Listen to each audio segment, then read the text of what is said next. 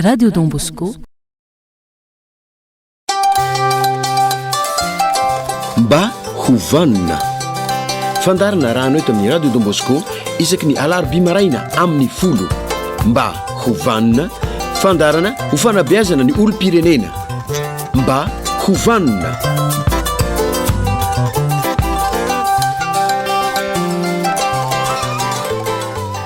inay miravatsika rehetra zay miaraka amin'ny tapony radio Don Bosco nyzao maraina izao alarobia andro tafaraka indray tsika eto amin'ny onjam-peony radio Don Bosco rehefa tafaraka aminareo foana satria araka ny tenena foana goavana ny safidinareo ny safidiny ny tapony radio Don Bosco amin'izao fotoana izao tony mazakatsika ho anareo zay izao miaraka ny tapony radio Don Bosco dia mizara tena mifandaratsika ny roapolinitra voalohany fanelabelarafevitra ny roapolinitra faharoa dia anaovana ihany koa ny fandraisana ny SMS avy any aminareo ary ny roapolinitra fahatelo dia andraisana ny antso avy any aminareo satria ity hevitra ity tsy avy aty aminay rery fa fanakalozakevitra avy aty aminay sy avy any aminareo izay noma fandarana nyity fandarana ity ho antsika rehetrarehetra Bruno ny lafiny teknika ny miaraka amintsika mikirakira sary kosa dia hitady satria mandeha mivantana amin'ny alalan'ny RTP live mifandaratsika amin'izao fotoana izao ary tony mazatra-tsika dia ny mpanabe ny général Désiré Philippe Makavelona manao famelabelarakevitra mba hovanina mba hovanina Andriamatoa Flavien mba hovanina Andriamatoa Bruno mba hovanina Andriamatoa Dadia mba hovanitsika rehetra manaraka ny fandarana tompoko ia tony mazatra-tsika dia misy ny famidinana izay nataontsika tamin'ny heriny manao hoana ny amin'izay ia alohan'le famitinana aloha dia tiako kely fa nisy fanontaniana napetraka ao mantsy tamin'ny heriny inona mahatonga le hoe voanjo dia zany teny hoe teny frantsay avy amin'ny voambolana frantsay hoe huile tena ohatrany hoe vanoatra azy ohatrany hoe menakio dia tena nijerevako misy tany amin'ny dictionnaire inona le huile dia ozony tao amin'ny dictionnaire hoe fiteny langage populaire ozy izy personnage officiel et influent zay zany natonga le izy ka avy amin'ny voambolana hoe menakio no nahatonga ny fitenenana hoe mitenitsika hoe menaboanjo huile d'arachide ny tany ity mako tena anisany tena hoe namboly kapika moa filazany azy voanjo dia tena hoe raha vao miteny zany voanjo zany ianao dia ohatran'le obolana amin'izao fotoana izao mitenitsika le mahitahita fa tena zay mihitsy ny fiteny azy voanjo reo mpanjanaka zay tena nanana ny azo lazay hoe ny heriny ka anisan'izany raha vao vahiny hoe frantsay ohatra na inona sehatra misy azy na inona sehatra misy azy dia ohatrany nanjakazaka teto amintsika foana zay natonga le hoe voanjo dia lasa teny firaikitra mihitsy hoe rehefa miteny an'izany hoe colon zany hoe reo le mampiasa tany malalaka maka malagasy mpanaovana asa terivozona hiasan'ny taniny dia zay mifiteny azy voanjo dia nijerevako mihitsy zao zany disy alao mba fantatry ny raha fa fiteny avy amin'ny voambolana vahiny frantsay io dia lasa fiteny satria le amin'ny ainga amin'le hoe mena voanjo ary indrindraindrindra ho any tany atsimo mamboly kapika mamboly voanjo tena tonga le izy zay zany le izy tsara ho fantatray any zay zavatra zay so dia gaka manko le olona hoe tika miteny hoe voanjo fa hina marina tonga zany ary misotranao mihitsy nameraka an'le fanontania satria ilaina ihany ake ny ahafantaran'ny olona zany zay nataoko hoe ny atao hoe voanjo zany raha amin'izao fotoana izao dia ireo mahitahita ireo misetrasetra ireo milaza azy ambony lalàna mareo matete ohatra zany rehetrarehetra zany voanjo daholo ny fiteny zany rehefa lasa ny voanjo vahiny dia mila misy ny voanjo tokotany katasilamo zany Andriamatoa Flavien eny ary moja ianao hoe nitiary dia zavatra efa mazatra antsika moa andrindra zavatra ndresantsika nge Andriamatoa Flavien ary mitohy foana nge dia izy marina fa miditra ao anatin'ny tia le hoe fahavanonana na le hoe civisme na ny maha-olo-pirenena le hoe citoyen tena zava-dehibe mihitsy le resadresaka ifanaovantsika io satria tena miankina amin'izany fahavanonana zany iny Andriamatoa Flavien miankina amin'izany maha-olo-pirenena zany no mampandroso na tsy mampandroso ny firenena na iza tonga eo amin'ny fitondrana io na manana programme na paikady faran'izay raitra moritra dia moritra ny fitenenana so lasa lavitra raha toa ka mbola tsy manana ny fahavanonana, tsy mbola manana ny mahalalana zany atao hoe maha-olom-pirenena zany. Ary tena fototra tsy maintsy aingana rehefa tena ohatrany hoe zavatra mandalo fotsiny. Zay le hoe fahavanonana zay. Tsy verina ny mamaka afaka ny fahavanonana antsika fa ny tenentsika teto nandritra herinandro maromaro.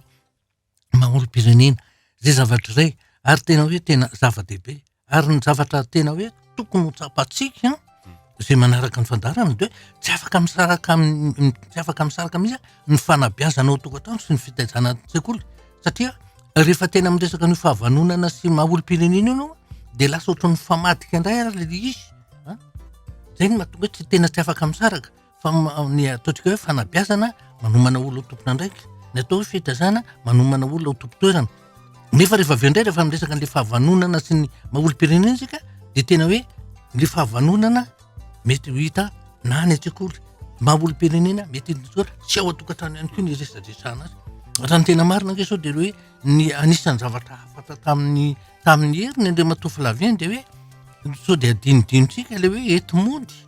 Inona le heti-mody tena hoe tiako lazaina eto? Mba efa miresaka hoe mba mifanakalo hevitra amin'izany hoe fahavanonana zany ve tsika? Zany hoe ny zanakitsika efa hitanao mihitsy ny fivoarany amin'ny fahaizana mandrindra, ahaizany mivandamina, ny tontolo iainany ao an-tokantrano, ny efitrano atoriany, ny zavatra ataony, ny fitaovana ananany. Any angeny miainga le fahavanonany.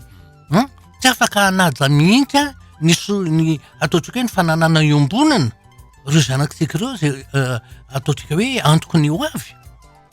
Raha ao an-tokantrano aza tsy hainy le izy. Zay le izy. De avy eo ndresika ny tena hoe maha-olom-pirenena. De ny teny mihitsy hoe tokony ho ampidirina taranja any an-tsekoly ny resatsika mihitsy zany tamin'ny heriny. Hoe manomboka any amin'ny kilasy fahatelo na ny kilasy de troisième ka hatrany amin'ny terminal. Tena azo lazaina hoe programa mpampianarana tena mazava mihitsy tompoko. Tadidiko tsara fa nisy karazana séminaire narahako efa asa 10 taona lasa na 20 taona lasa ny ministèren'ny fanabeazam-pirenena no nanao azy. Fa lazako anao fa zavatra matevina de matevina mihitsy ary raha sendra nijery an'izy io de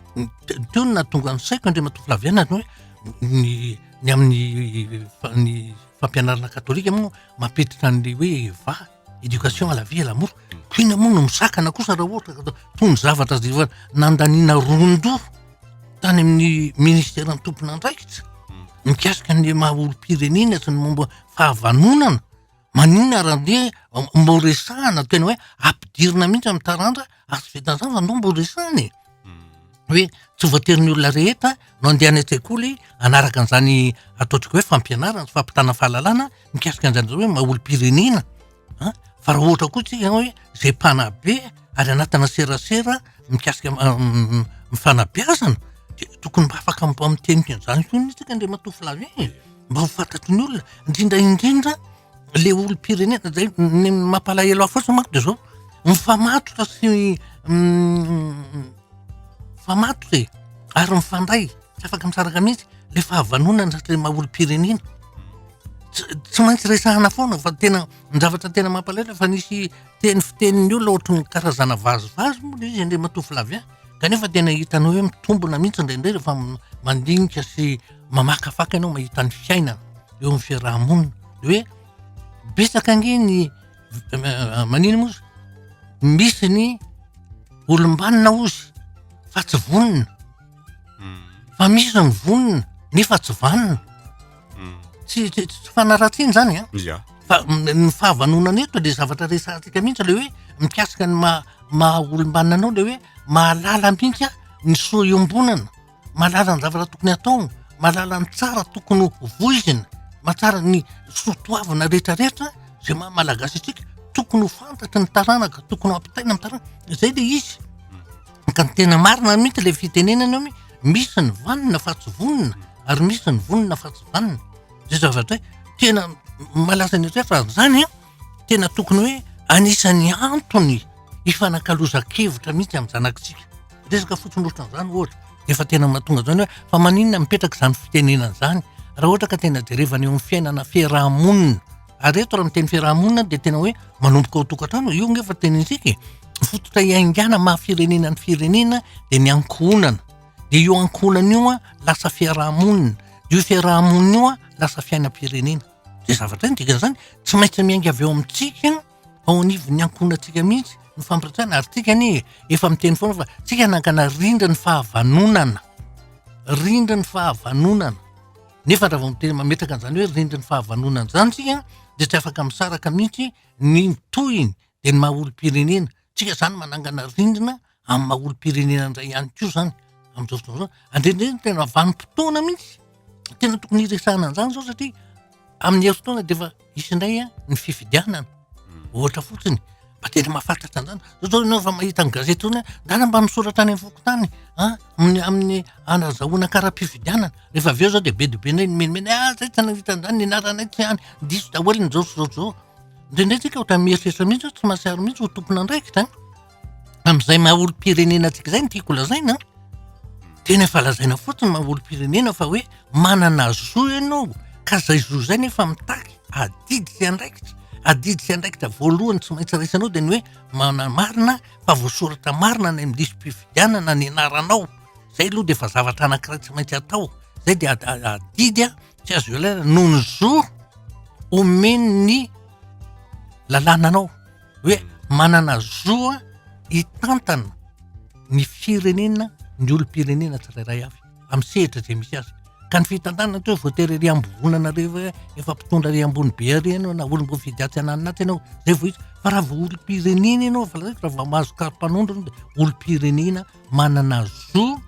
amin'ny fandraisana anjara ny afampandrosoana ny firenena. Zany eny matony ilay olona ohatrany tsy mivaky loha ndray matoa filavina tena tsy fantany mihitsy ilay hoe ina maha olom-pirenena azy. Dia verina fotsiny fa rehefa hoe mahazo karapanondro izy dia zay efa vita. Afaka manao zay hoe manome zo azy. Eny tompoko manome zo anao fa nananao karapanondro fa mametraka adidy anankiray lehibe aminao dia ny hoe fitantanana ny firenena. Tsisy afabela amin'izany tsika ary rano amiherimbenana anazy. Tika indraindray finaritra fotsiny dia matoa filavina any mpanao politika eo zareo ny eo manao an'izao. Ianao io nga tsy malagasy ary ianao io nga tsy olom-pirenena satria manana karapanondro. Za tsy miresaka an'ilay latsaky ny 18 taona.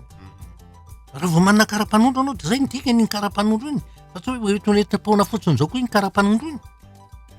Fa misy dikany, misy antony, misy lanjany ary misy asony zany fananana karapanondro zany. Ka zay ny ataoko hoe zavatra tena ilaina mihitsy ary zay no nahatonga an'ilay teny nametraka teo am-boalohany teny hoe ny enti-modintsika iny tamin'ny rehefa miresaka an'ity dia ilay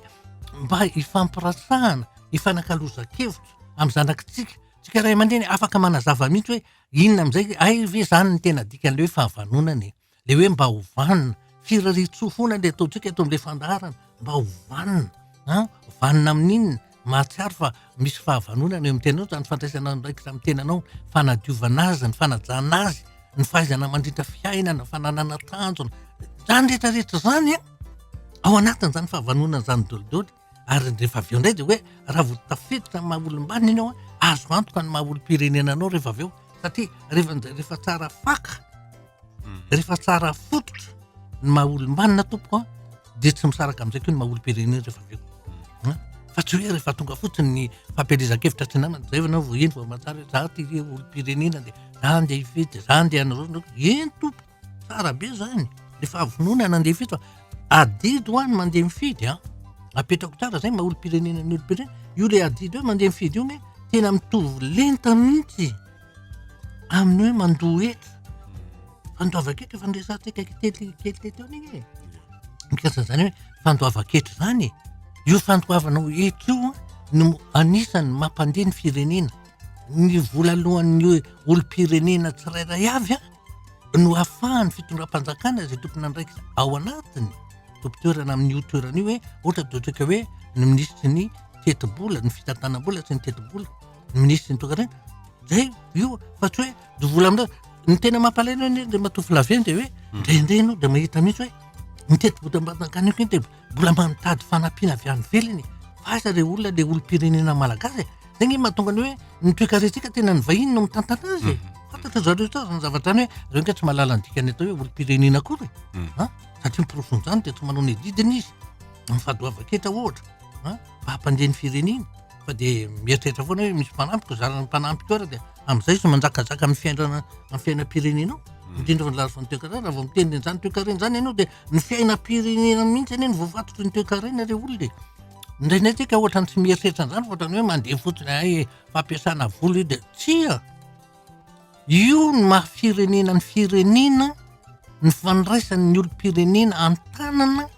ny malagasy an-tanana, ny toe-kareny. Zay zavatra iray. Fa tsika indraindray ohatrany miandry fotsiny avy any ivelany. Zay zavatra iray. Ka zay no mahatonga tena hoe tena miteny mihitsy hoe tena ilaina mihitsy ny fampiresantsika. Zay ny ataoko hoe tena mizara mihitsy sika ray aman-dreny. Manana finiavana tompoko, manaova ezaka hifanakalo-hevitra amin'ny zanakitsika mikasika ny hevitra anankiroa. Fa tena ilainy amin'ny fiainany ankehitriny ary ilainy amin'ny fiainankoavany. Zava-dehibe. Ireo zanakitsika ireo no ray aman-dreny rahampitso. Ireo zanakitsika ireo no tompo-toerana sy tompo-toerana andraikitra rahampitso amin'ny sehatra maro samihafa eo amin'ny fiainam-pirenena. Zany mahatonga hoe mba eritrereto ihany fa za dia tamoraina fotsiny indray resaka fotsiny zany. Za raha sahirana titako ny fahasaranako atao tokantrano amin'ny fifandraisana rehefa titako ako ny vakiko amin'izany. Misy miteny izany ina ny vakiko loha amin'izany rehefa tsy hanao ny anazy izy ina fotsiny nanakaramainy vahoaka aza rehefa tsy hanao eny tompoko ka io any mienda-miambavy fifanomezan-tanana fa za miandro foana zay fiandrasana foana ny hafa zay ny no anisany mahatonga antsika ohatry zao zany. Vao tamin'ny latsana iny teo zao tsika Andriamatoa Vilavy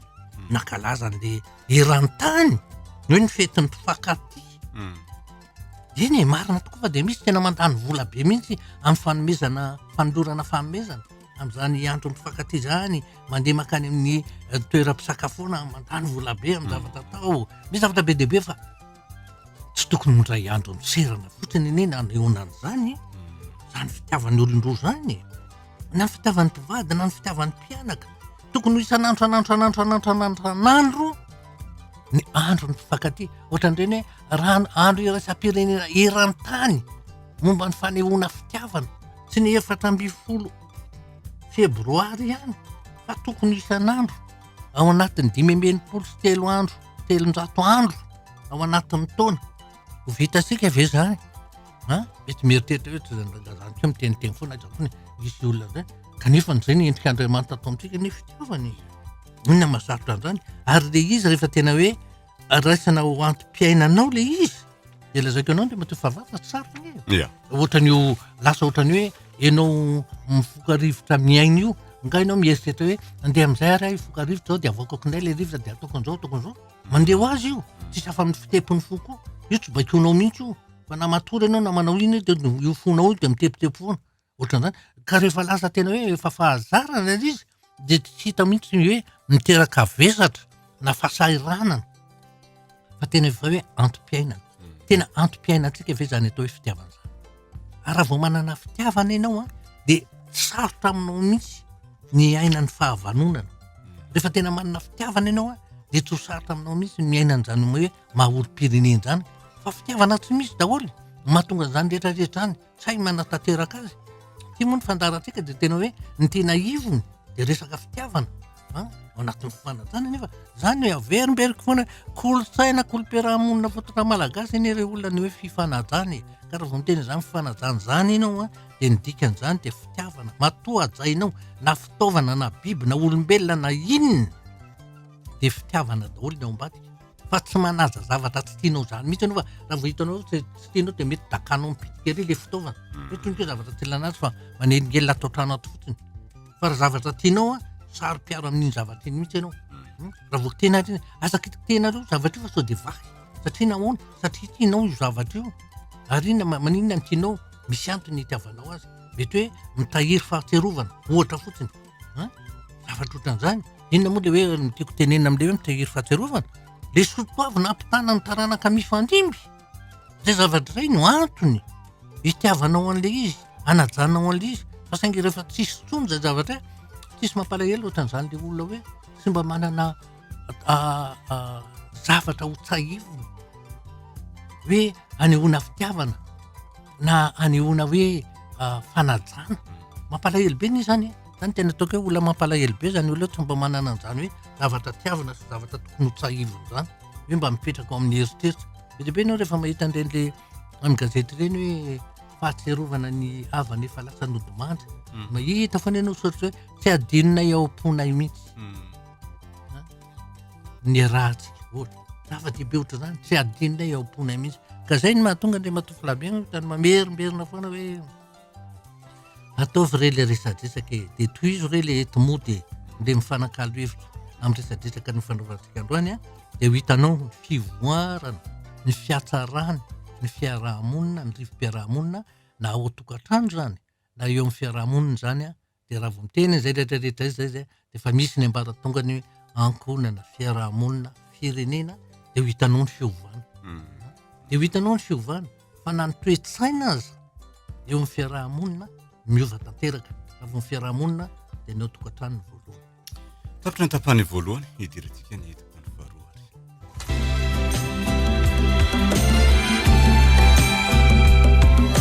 mba hovanina omenanao ny adresse mail ny fandarana mba hovanina @yahoo.fr m lehibe ny fitomboany mba hovanona @yahoo.fr zay de vita mba hovanina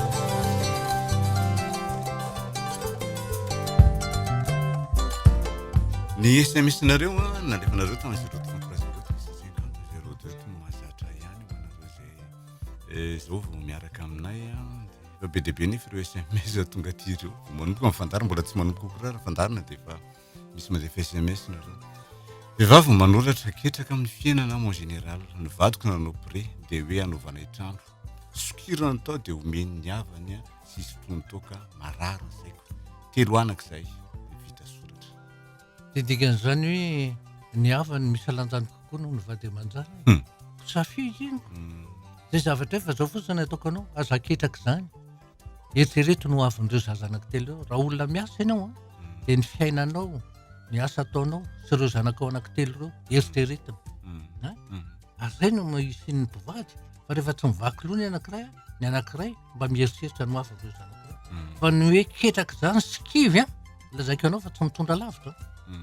miara-simba dolo ny tokatrano miara-simba dolo ary indrindraindrindra ny tena atahorana raha vao manomboka hoe ketraka de tratran'le ataontsika hoe terin'ny-tsaina na le stress ka rehefa mitombo le stress de lasa makany amin'ny famozapo zay ny tena mahaloza azy ary raha vao makany amin'ny famozapo de nitohiny famonotena na aretina sarotra sanina vehivavy manoratra ny vadiko no voaloko-pitiavako tsy nahalala lehilahy za hatramin'izao telo anaka zao ankehitriny tsy matoky azy de gaga ady lavany anay za masika amin'ny fanendrikendriana iny ka matetika ange mahatonga ny olona masika lasa soreny amin'le fahasorenany no ny ataon'ny anankiray amin'ireo andreo fa tsika ho amin'ny resaka fitiavana foana eto efa nitenentsika teto foana ny hoe fomba fanehoam-pitiavana efa nresantsika teto efa nandanitsika fotoana mihitsy ary mbola rehefa misy olona tonga hoe mangataka fotoana de mbola apatsihivika azy foana hoe nareo manaraka ny fandaharatsika de tsy mba misy fivoarana mihitsy ve ny fiainana sady zay nge mahatonga de hoe mba tsy ho etomody misy fahazarana katsahana mba ho lasa antom-piainana zay ny tena antony fa rehefa zay ina moa no azoko atao manoro hevitra ny ataonay Andriamantoa Flavien fa zay tsy afaka anao ininina ary ndraindray raha le toro hevitra atao ndraindray ohatra mana fotoana an'le ray mpianakaviana iny ako moa nidirany amin'izany fa nga izy no iso tonga zany le teny avona sy fanambony tena ataon'le olo ina moa ny azonay atao ny nainge fitiavana ny anaovana an'ity ty fandaran'ity misy zao baviko zay matiny zanany tamin'ny Desambra 2020 hatramin'izao izy mbola mandefa saina amin'io foana malahelo lava tsy hitanay zay atao azy mba toro hevitra de le izy de zao raha mety izy de mba toro hevitra izy hoe mba mangataka fotoana ifampiresahana fa tena manimba ny ireo olona le alahelo tsy ifefeny io tena manimba toe-fahasalamana io voalohany indrindra ary vao simba ny toe-fahasalamanao de ny ankonanao koa mety misy fiatraikany amin'ny ankonanao raha miteny ankonana de misy fiatraikany any amin'ny zanakao misy fiatraikany any amin'ny vadinao de tena mety sanatry ny vava ladiny lela simba sarava ny tokatrano za topoko roa am'roapolo taona dia ny olo tiako roa amin'ny telopolo taona dia ozy ny fianakaviako hoe efa lehibe loatra hono le lehilahy vehivavy manoatra de ela ny ela taona ho raha mbola folotona zany reny mbola azo lefera mihitsy asany sasany roapolo taona nefa mifankatizy de lazaiko anareo fa io arakaraka ny apetrako foana rehefa olona fa feno taona ianao de ny safidinao no izy fa tsy ny fanirian'ny hafa zay fotsiny atao ohatsaina aza vao aminy tsy hoe akory miteny aviravina ianao na miteny tsy misy fanajana fa tena hoe zany ery dada sy neny anambady azy tena mifankaty zay ary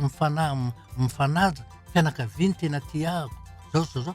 inona fa inona ny tadiavinao tokantrano e tsy ny filaminana sy ny fiadana za manko tsomba manakeo ny tokantrano fiafiana de teneniko foana zany mety tsy mitovy hevitra amiko nareo fa za de mialatsiny fa raha nambady hiafy sy hijaly alao tsy manana de alao apetraka tsara ny resaka mety tsy hitovy hevitra amiko nareo fa nanjany fijeriko azy raha tokantrano feno fiafiana sy fijaliana tsy ilaina alao tsy misy za jeneraly mba hakatoro hevitra vehivavy telopolo taona mananjanaka telo menada ny vadiko rehefa tezitra dia mamaky vilia dia za mieritreritra hoe tokony hosoloako izy izany soloana tsy ny vilia aloha fa le mpamaky vilia so nge mahatonga an'io azonao satria de vady de ramatoa tsy miasa de le rangany eo andohany de hoe volako io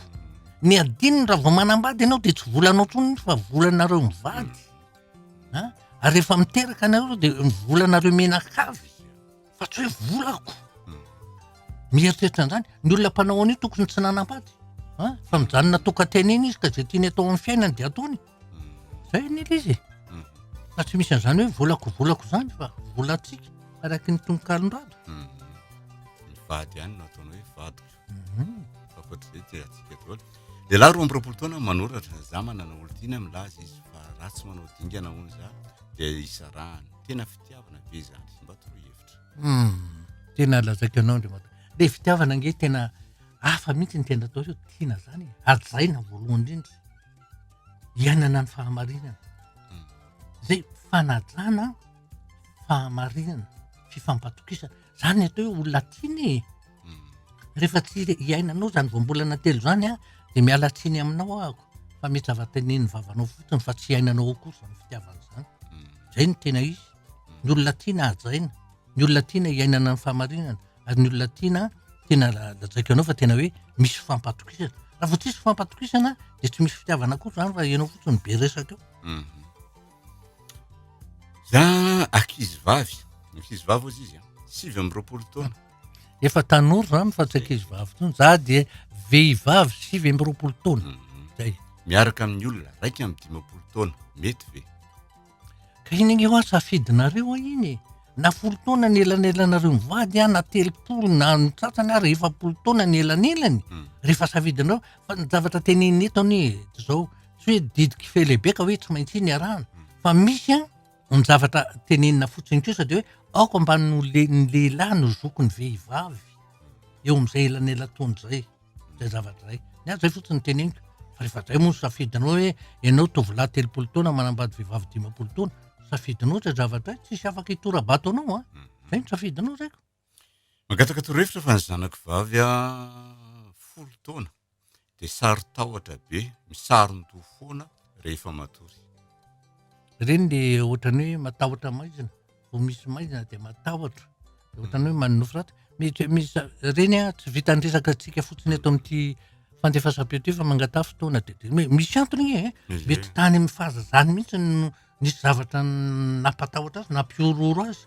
na hoe mindraindray manko le misy taloha tsy fantatro am'izao fotoana zao nareo tanora amin'ny fitazana fa tareo de raha vao tsy mihinambara tafa lany ngabe solo eo ampitahorana le zaza de zay vao hoe inona ny magaganao raha ohatra manofo ratsy izy hoe tsy mbola nahita ngabe solo izy nefa ataonao atao ngabe solo lasa mamorona zavatra hoe manatran'iny aza ngabe solo zany za taloha tsy nahay ny fandray tamin'ny namako faniaino sy naraka ny fandarana de tena mahasoa ny miaino ary mampianatra ny fandarana misaotra an'Andriamanitra de misaotra ny RDB misaotra nareo ihany efa mianatra ihany koa misaotra tompoko. Inona kay général no tokony fanjanako lahely 5 taona classe de 12e isaky ny andeha hianatra dia mahita ialana vano foana tsy mety andefa mahita ialana foana. Eny. Tsy haiko mihitsy hoe any am-pianarana ve no misy tsy tiany efa tena miady foana izay mianaka isan'andro mba tokoa hevitra azafady. Ya, any am-pianarana mihitsy tsy tena zavatra fahita mihitsy zany amin'ny ny ankizy na ny dolatriny ohatra indraindray koa raha efa tany amin'ny tanora hoe olo efa 18 taona rehefa tsy tiany le mpampianatra an'le taranja dia ka mianatra izy zavatra fahita teo amina na tamin'ny fanabeazana ny zanakay zany dia misy ohatran'izany hoe ay tena tsy tiany mihitsy le mpampianatra dia mahita hevitra foana izy hoe rehefa tonga le fotoana alakamisy ohatra dia marary izy tamin'ny voalohany dia tonga dia hoe raha marary kosa maniry faharoa dia efa lasa netrehitra fa tena misy zavatra hafa ato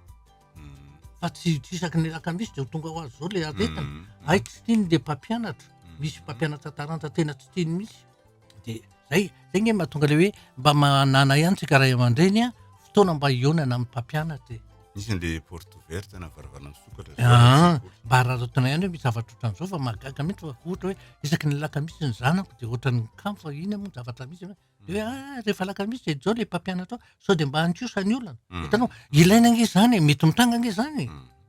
maninona le mpampianatra mety tsy tia azy mety izy mitabataba mety izy tsy miraharaha ndesona mety tsy haiko hoe fa tsy avy hatrany dia tenenina koa hoe le mpampianatra ny tsy mahay na le mpampianatra ny tsy mety fa mety ny zanaky ny tena koa mba mety hoe misy zavatra manjo azy zany nge zavatra apitranga nge zany matoa samy teny zany nge tsy hoe koa hoe manaratsy ny zanako na manino fa zavatra apitranga zany amin'ny fiainany ny zavatra misy zany ny olona miaraka amiko dia tena tiako izy nefa izy tsy mahatsapa an'izany ona raha tsy manao firaisana aminy nefa za tsy te hanao an'izany dia aloha miala aminy anapotika amin'ny fiainanao efa ny teny foana eto zay tsy andre matofy lavy fa amin'izao fotoana izao ny olona angatahany firaisana ranofa anao mpisanatry ny vava dia nela bevoka soloany hatramin'ny pison'ny telefona no misy zany matoa amin'ny teny ary tsy vitany hoe solony fotsiny pison'ny telefona fa raha ohatra le zatovovavy mitonatona makany taraina amin'ny ray aman-dreny tena teny tsy zaka ny saina sy ny fo mihitsy nataon'le ray aman-dreny matetika fa ngano zanaka ihany no heverinao fa nabevoka sanatry ny vavaladiny lela ve le zay mifampivaroteny io zanak'olombelona nefa zany mihitsy ny teneny satria mbola tsy vonona le ray aman-dreny mbola tsy vonona le tovolahy ary mbola tsy ao anatin'le sarangan'olona ilaina ara-pananana na ara-pahaizana na ara-poko na araka zay tenenina rehetrarehetra mahatonga le fitenena tsy mety amintsika io manaka ka zay ny tokony hitandremana fa sao dia zay mifankaty fa za dia milaza tsy ray tsy roa tsy telo mitratany zany efa ngany zanaka ihany mety mahabevoka ny zanakareo teny mampalahelo mihitsy anie zany fitenenana zany re matofy laviny satria tena manambany mihitsy an'le zanaka iny tena nefa ny adalan'ny zanany ihany ny raha ny zoronanaiky zay zavatra raha vao mangataka firaisana ranofo nefa mbola tsy mpivady dia tsy maninana amin'ny saraka azy zay dia efa lazaiko ary mbola veriko ihany amin'ny mampanabe mbola misy dikany maha-virjiny anao miditra ao amin'ny tokantrano anajany ny vadinao anao no ianao fa tsy virjiny intsony satria rehefa tonga ny fotoana sarotra fahamaliana dia hoe kangamo ianao olona virjiny intsony nalaiko za malala zay lehilahy firy nefa niaraka taminao nefa zavatra ohatran'izany any igny apetraka mihitsy fa nabeazany ity dia sahako ny miteny an'izany rehefa tonga tokoa ny fotoana dia zay mihitsy ny ataon'ny lehilahy ny vehivavy ngamo ianao madio nalaiko vady zavatra ohatran'izany za vehivavy manora rehefa manambady roa taona nahavitany mariazy dia ny olako mikarama ny vadiko dia ny akamaroan'ny karamany omeny ray aman-dreniny daholo za nefa tsy avelany miasa vao miteny azy an'izany dia lazainy fa raha tsy horeny ony tsy nahita azy eny zay foana nge le teneny aza manambady raha mbola mieritreritra ny antoka ny ray aman-dreninao ianao aza manambady efa verimberina eto foana hoe samy hafa ny aditsiny indraikitra ny adidy anao samy rery tsy azonao efa iarahana mizara amin'ny ray-tapo aminao na amin'ny ray aman-dreninao fa ny andraikitra azo efa mizarana amin'ny ray-tapo zay ny mahasamy hafa azy ka raha mbola tsy vonona ny ianao an'izay dia aza manambady zay fotsiny tsotra za taloha tsy nahiny fandray mafakitsika teo ahoana ny atao izy mba hampaharitra ny fitiavana dia mahay maneho fitiavanako efa lazaina hoe teny famporisiana ny voalohany ary raha tianao atezany fa ny fitiavana de mifampatoky isiny fifampatokisana de miaina ny fahamarinana zay ihany fa rehefa tsy manao an'izay ianao de teto nge efa nitenentsika taloha erira be ndre matofo lavin aza mbola vamaso mijery ny telefony ny vadinao fa hita aloha zao anao satria misy fifampatokisana matoa mijerenao ny telefony raha izy miteny hoe ty tsy maninona fa raha ianao rehefa tsy eo izy sendra mandeha any amin'ny toeram-pidiovana izy de iny de lasa ina ito avy eo tonga de adino azo iny jererevanao ny telefony aka misy anao vehivavy ay efa hitanao zany tefa mazava aminao fa manan'olo ka fa nivelana mipetraka ianao tsara tsy mipetraka ianao ndana mandeha ina ny ataonao am'izay fotoan'izay mitomany Rekoretaka eo. zay Vehivavy ena amin'ny telopolo taona miaraka amin'ny olona 5-10 taona. 4 taona ny lehilahy no tsy miteraka intsony. Izy efa manana zafikely, izaho mbola tsy manana, maniry ny teraka, izaho mbola tsisy zaza. Izao vao mifono fitiavako, izy voalohan'ny fitiavako mangataka torohevitra. iny ny vehivavy ange misy fetrany ny hoe anana ny anaka mandrapatonga any amin'ny 5-7 taona zany hoe rehefa mitsahatra le fisehoan'ny fadimbolana de ndika zay mitsahatra anaka ny vehivavy fa ny lehilahy raha mbola manana tsironaina ho ampitaina na 4 taona de mbola mety mahabe vokolona foana zay. Ia. Ny olona ty aminay mety atao ny atao mety lazany fa mandray hoe volam-panjakana. Tsy mety ny atao lazainy fa mahantra. Inona no atao? Ino no tsy azoko tsara. Ny olona ty aminay ozy izy mety ny atao de lazainy fa mandray volam-panjakana. Tsy mety ny atao lazainy fa mahantra. Inona no atao? Zany nge de olona mila voatsiary. Zany hoe ahitany lesoka daholo na tsara na manahoana ataonao de ahitany lesoka ka rehefa ohatr'izany nge de aza ianona fotsiny kinona moa mitovy ihany ny tsara sy ny ratsy aminy kina anao makina aloha am'izany Tsy mila mijery azy akory. zay indrindra mantsy. Mangataka torohevitra ny vadiko de mandeha foana. De le zanako io efa zatra an'le izy mandeha foana ka rehefa le week-end rehefa eto le vadiko de ohatrany tsy mety mifanaraka mihitsy zareo. Any ka lasa mody ariva le zanako de lasa mamaly de mahagaga nefa fa rehefa izay ny ato de tsy mody ariva sy tsy mamaly le zanako de tena mampalahelo anahy nefa de zay zany toy zay. Eny ka tsy mifankazo apoka de tena ratsy tsy tiany mihitsy vao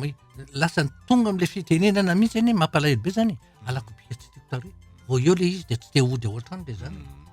ary matoa le zanany tsy te hody ao an-trano eo raha mpianakaviana ngamba le olona be fanakianana rehefa io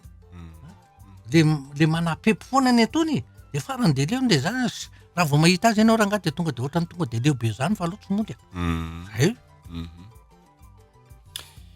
rehefa mifoka zava-mahadomelona ve dia malaina manao firaisana. ka zany efa hoe mahadomely zany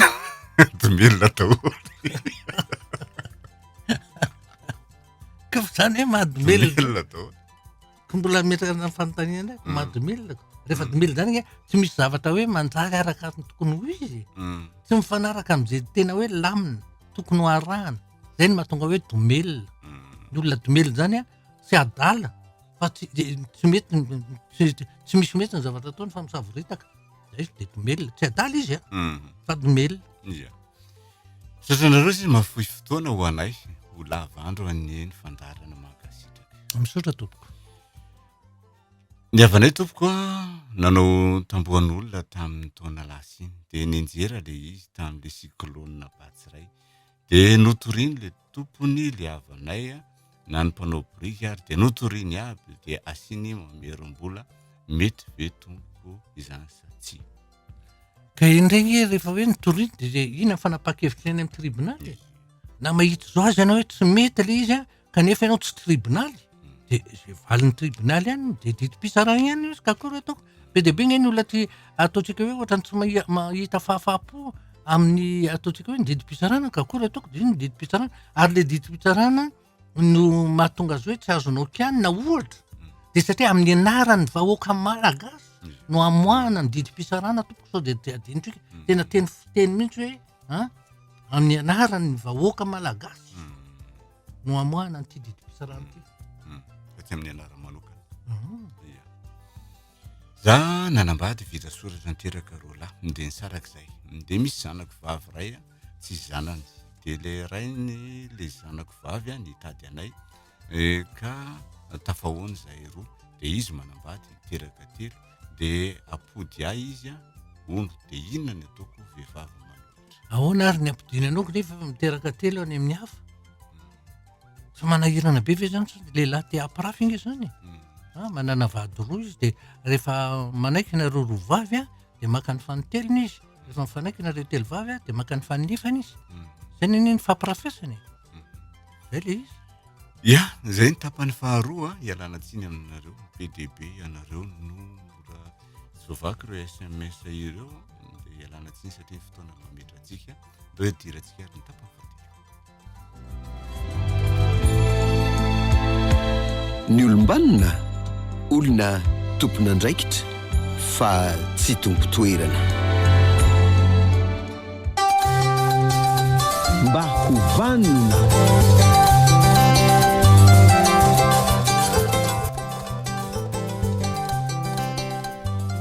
ny tapany fahatelo de amakina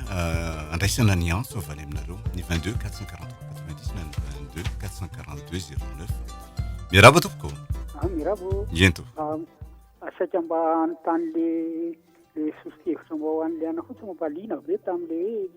zazalahy kely 12 taona de sady efa misotro manao sipa tsy manana CP ary sao de mba le rainy keo mampianatra le izy fa maromaro ihany matsy le ray mpianakafiana manao hoe zarina komantao miboaky kely fa zay masarim-bavy ny be de be sarim-bavy am'izao ka sao de mba le rainy no mitarika azy amin'le izy asa mety zavatra mitranga ihany aloha zany zavatra lazainao zany mety mitompona mihitsy zany zavatra zany satria makatahaka le zazaka de zay le izy mety zay miraba tompoko alo miraba mba hovanino efa ela tompoko zany no nefa nanaraka amin'ny fandaranareo ary efa napiatra ihany keo de mba mangasaka mihitsy nefa tsy tafiditra mihitsy efa mataona maro tafiditra ianao zao io de mba mangataka torohevitra en général eny to misy olona miaraka amin'le zanako de izy anefa nefa araka amin'ny 30 taona de le zanako 20 taona de izy miafina ny telefona zany de langitian'le zanako nefa ny telefona le zanako kitiany fo de nendafan'le zanako ana zany misy an'le fijerena le message tonga sy any reny de taotratrarina de ka izy fa miaraka mivadin'olona zany rehefa miaraka taloha zany zareo de avy eo tsy saiko de tsy nareketany zany ony de niteraka le vehivavy zany de nanambady lehilahy de ampitondrain'le narany zany le tondrainy naranty lehilahy ty le zanany de avy eo izy zany mifame tokotoko be miaraka mifahanao fotoana ohatrany de le zanako ratsiratsiny eo anatyany de teneny hoe avela ho any izy le vazahakely manko ny tsiny zanako lao any vazahakely fa tsy kesy anao zao miaraka ianao ny tiako ohatr'izany de avy eo zany ry zareo da zay faray volana ony miaraka tamin'le zanako izy nefa sama herintaona mahery zay miarahandro zareo de misy vehivavy anankiroa koa ankoatran'ny vadin'olona io zany ampitainy miaraka amin'ny zanako de mbola metaka safidy amin'ireo olona roa vavy miaraka amin'ny zanako telo zany zareo ny safidianany de za tsy mety satria hoy sisa hoe tonga de milamanta le zanako fa hoy sarahany zany le zanako fa le vadin'olona no ataon'ny safidy izy any tena de tian'le vadin'olona io zany no alain'le lehilahy vady de za tsy mety aza miaraka amin'itsiny fa amin'ny sarah fa raha ohatra hoe ianao vitany raha de izy mitabaka sy alidy ny tokantranonareo ary rehefa misy olona de avy koa izy no antany fa vao fisehoana manko ny vita fa le zanako mbola mianatra zany de manala baka de raha vita mibaka vao atao le raharaha de za tonga de efa tsy mety mibareko le zanako hoe aza manaikinaiky azy tony de le zanako koa moa zany tsy nazotsiny hoe aleo janona mihitsy izy fa tsy mety ahoana moa zany raha tsiny eo anaty andro zareo nefa izy milaza mbola ho tia ihany izy nefa ho anatony herintaona mahery ny rahana zao nefa lazay faray volana hoe zay tiany lahy ihany ny raha tiky no alaiko vady de rehefa tiany lahy de ariko de ahoana moa no toko no tsy mety mihitsy le izy fa de mangataka torohevitra mo général de saotra anareo mianaka fa mahafinaritra le fandarana mba ho vanina tompona dia sady mba ho tain'Andriamanitra ny fanampiana amin'ny vahoaka manontolo. Ela mihitsy tompoko nanaraka ny fandaranareo fa dia nampiatra izay no nitazako an-janako ny zanako izany makatony teny ihany ary izy mba mahatsara ilay zanako hoe hafa ihany izany ny torohevitra indray aman-dreny. Maro zany. Tsara be mihitsy zany. Mitsotanao mankasitraka anao fa tena ny zavatra teneninao aminy zavatra marina daholo. Tsy misy analana ary tsy misy ampiana fa tena mety mihitsy zany hoe tapahoany zany fa mbola vao tsy miditra ianao dia fa zany ny zavatra mitranga dia mba aza midy binky fa dia diran-dozao anao anakara miditra amin'izany. Miarahaba tompoko. Mba ho vanta tompoko. Kereto. Za zany vadina manamboninahitra lefitra aloha. Dia tiako tenenina amintsika vehivavy dia miantso zany aloha dia mba teny hoe mon général satria tsy vaditsika général fa efa manamboramany. Zay fotsiny aloha dia manarakaraka izay mpanaraka fandaharana foana isaky ny alarobia hatramin'izay mihitsy dia vady-manarako moa izany miasa daholo dia zalerina an-trano dia efa manaraka ilay fandaharana dia ampiariko daholo izay torohevitra henoko amin'ny maraina izany dia rehefa ohatra izany hoe miresaka amin'ilay zanako na amin'ilay vadiko dia hitako hoe misy fivana ilay izy satria taloha izany ny miaramila moa araka fahafantarana azy miala maraina ao an-trano dia mody amin'ny hariva alahady mipetraka an-trano amin'iny ary nefa raha sendra mosy mbola misy lany ihany amin'ny kanga fa tsy mbola lasa ihany no na fizy na fizy dikan'izay ianao renim-pianakaviana izany no manana serasera betsaka amin'ny zanakao dia rehefa misy izany zavatra tsy mety ataon'ny ankizy dia mirandra kôty any amin'ny ramosey foana ianao amin'ny hariva hoe misy zavatra ohatran'izao misy zavatra ohatran'izao mba hisian'ilay fifandraisana eo amin'ny rehefa zanaka satria mantsy matetika ihany koa ny ankizy reraka amin'ny fianarany ny ray reraka any amin'ny asany tsisy fifandraisana mihitsy ilay ankizy izany dia zavatra tiako ampisaina izany na inona andraikitra anao maresaka tahaka inona ary ianao dia tokony misy foana ny fampiresahana eo amin'ny ankizy satria mantsy izy ropa-polombelona izao ohatran'izany zao ny zanako tato telo ny zanako enina amby roapolo taona dia roapolo taona dia roa amby roapolo taona dia roapolo taona dia ilay vavy matoa io izany somary nanona didradidra kely taloha dia rehefa nianao ilay fandaharana sasa izany dia teneniko izy zao zavatra tokony ataonao zao zavatra tokony ao satria izy namaly misy fotoana izany hoe efa voalohany ao ny écolage université dia izay maneno université lehibe izy za ozy izy tsy anatra tsony inona mamy problème anao tsisy ozy izy mikarako tany am-pianarana izany ohatran'izao sao dia misy zavatra ohatran'izao ty am-pianarana na tonga ilay zanako tsy anatra tena tsisy ozy izy ny tany am-pianarana dia natoroko moramora izany rehefa tsy anatra ianao aza matahotra fantako hoe inona ny antony fianarana eo mifampiresaha amin'ny dada teneniko moramora mihitsy satria matetika izany ny ray miankina amin'ny zanakavavy nefa ny lehilahy zany somary matahotra n'ilay rainy amin'ilay fitondrana miaramila ny ataon'ilay rainy aminazy dia teneniko moramora izy dia lesaka tamin'ny dada zao izy dada tsy anatra dia inona ny antony tsy anatra fotsiny dia rehefa teneniko izy zao teneniko anao rehefa deuxième année universitaire ianao za tsy hamelona anao fotsiny olona lehibe ohatranao fa mitadiavy ianao asa izany no tady asa izy dia tena nitady asa tokoa izy dia tena nahita izy dia niasa hainao izy niasa rehefa tafiditra raha izy dia izy hoe neny aho izy zanabady dia izy manjana azy tsy tapako zarery izany nainao ary mianabady efa mila miresaka midadysika rehefa mifampiresaka izay izy ary ilay olona anakavady anao dia nyteneniny anaty eo aitsy olona hiaraka olona hoe akavady anaty olona efa niaraka tamin'ny samy mbola tany amin'ny klasy de quatrième dia nampanatsoko ary ilay ankizy hoe ahoana sy ahoana fa misy zavatra ohatran'izao fandehan'ny zavatra nanaiko sao mantsara ilay ankizy eno ny sisy misy an'izany natao mariazy vita tsy bevoka mihitsy izany fa vita fomba ara-malagasy vita fomba tany am-piangonana miteraka izy efa roa zao zanany dia zavatra tiako tenenina fotsiny eo amin'ny ray aman-dreny sy ny zanaka na inona tsy fifandraisana izany hoe tsy fifankahitana amin'ny andronao manontolo dia mila fampiresaka tsara foana mba hisy ny filaminana izay fa misaotra indrindra misaotra indrindra tompoko amin'ny fijoroana vavolombelona satria izay mihitsy ange ny tena zavatra ilaintsika izay mahatonga le ento-mody lava tenenina io tena ilainy izay zavatra rehefa manampy ny hafa zay ia miaraba tompoko salama tompoko mba hovanina tompoko tsika rehetra zao ke amin'ny sosikevitra kely an'le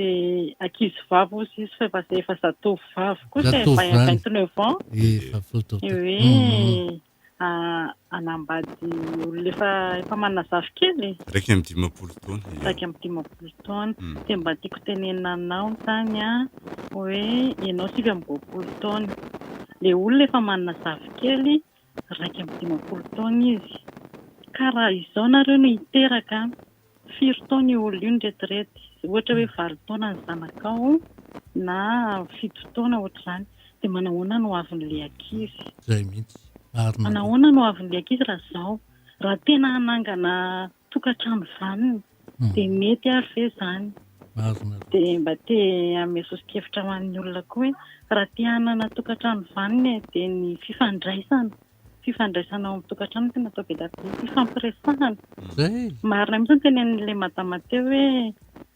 hoe rehefa nareraka tahaka n'inona renao dia areo mba mifampiresaka foana hoe nanahoana ny journée an'ny ankizy nanahoana ny journée an'ny dada nanahoana ny journée an'ny fa be dabe ny zavatra manahirana ny ivelany any na ny ankizy ary be dabe ny zavatra manahirana anazy any dia tokony fampiresahana foana fa dia mankasitraka tompoko dia ho ela velona tsika mianakavy mianaka koa misaotra indrindra tompoko ia miaraba tompoko miaraba tompoko vaovanina daholo tsika rehetra tompoko misaotra betaka amin'ilay fandarana fa tsara be makasitraka indrindra mon général zay moa nahitsy le matamate mon général tsy mon général fa efa zay ny ohatra ny efa nahazatra dia fanamariana kely fotsiny izany mba nina hoe marina misy ny zavatra be lehibe tiatsika lazana fa ny fotoanatsika nefa fohy kely dia tokony mba fitipitinina ihany le izy hoe satria be lehibe no tehisa satria fotoanatsika fohy kely dia zay fotsiny fanamarinana kely fotsiny ana zay fotsiny na tompoko dia misaotra betaka indrindra tompoko sotanao manao fanamarina fa marina to na nireny SMS reny be lehibe ny tsovavaly maika moa fa ny antsota amin'ny telefona dia mamarina loatra ny tenao fa mankasitraka tompoko alohan'ny andraisana ny antso manaraka ao tsara ny feonao fanamariana kely mbona le vehivavy miantso hoe mon général to satria nanamarika an'izay zao ny tena marina ny dikan'le hoe mon général io dia hoe monsieur le général amin'ny teny farantsay zany dia nafoizina fotsiny hoe mon général ka ny vehivavy tsy mba manao mihitsy hoe mon général fa hoe général fotsiny général raha makavelo fa tsy hoe mon général zay ny tena fomba ny vehivavy tsy mba manao mon fa tonga dia hoe général zay zany ny fomba zay ny amin'iny miaraba tompoko mba hovanina tompoko rehetra tompoko izay mba miezaka miditra fa tsy tafiditra ianao zao diararoty azy mety ianao mifarana manambady eny ary manahoana tompoko manahoana aza mihaino radio tsony ianao tompoko maika mba aza mihaino radio tsony hevitra kely tompoko miaino anao manambady tompoko mananjanaka efatra dia manambady mananjanaka efatra dia ivady koa rehefa misy olana resabolo zay ao an-trano dia tonga dia miakatra foana izy raha ohatra hoe miresaka rarabola aminazy dia ivady koa tompoko ia toy izy hoe ny tompoko tompoko mba sosikevitra mba omenareo anahy ny sosikevitra dia hoe mangatafy fotoana dia amizay misosokevitra dia hoe manambady oa za efa voalazanao ianao mihaino radio dia zay mahatonga zay mangatafy fotoana dia afaka miresaka lavalava kotrika mianaka zay mety mahazo fahafapo ianao am'izay sady teo ohatrany tapatapaka le resaka ka izy ny telefona dia ny radio zay mahatonga zay raha misy antso farany eo dia raisitsika le antso farany eo raha tafiditra le antso farany eo mandeha any fotoana tsika tsy miaraba tompoko tsika rehetra tompoko ya toa dia raha roto fa fohifohy fotoana le resaka le raha tena kavina teo a le meny andray mandeha ny vola fa tsy meny vadiny a dia oza am'le vavy raha mbola mena ty hoe emeny izy fa maharay mandeha anazy tsy afata miadidy dia mba tsy maintsy hosanany amin'ny fotoana ilana zany tsy maintsy atao fa tokony hoe karamanao tokony ao amin'ny vady aman-janako ao satria zay no andraikitanao raha olona raha katolika izy tena no mariazy a tsy fahanao amin'ny fivavy dia manazava tsara mihitsy tokony andraikitafeny amin'ny vady aman-janako ianao any avelany raha misy ny adidy dia tokony tsy maintsy ataonao amin'ny ray aman-dreninao avy amin'ny vadinao avy amin'ny fiarahamonina dia tokony atao zay amin'ny maha-olona anao adidy anao maha-olombelona anao anao adidy fa tanaovana adidy fa tsy ny ray aman-dreny tony tokony andray ny volanao satria tsy miendrika ho ray tena kavia zany raha amitsy fa ny tena adidinao dia vady aman-janako aloha raha ohatra mbola tsy manambady zany mbola tsidinany am'izay dia tokony mbola tsorosy aloha amin'ilay fanambadiana amin'ny vadinao ve aty mety andro fotsy dia ny vola mety menao andray aman-dreninao ndraiky ngamba tsy mety zany tsy mety tena misaotra fa tena zay foana nge hoe ny vady aman-janaka no didy fa ny ray aman-dreny andraikitra ny adidy ambonin'ny andraikitra eny tompo eny ary famitinana fotsiny dia mbola hoe nyresaka foantsika ary namerimberina mihitsy mikasika ny fahavanonana sy ny maha-olom-pirenena dia ngamba ny zavatra hafatra ataoko nde matoflavy any dia hoe mba ifampiresao amin'ny zanakao azavao aminy atao ina ny atao hoe fahavanonana ary ina ny atao hoe olom-pirenena satria ndresadresaka ataotrika dia iodikodiny eo amin'io foana mba hanazava tsara ny saina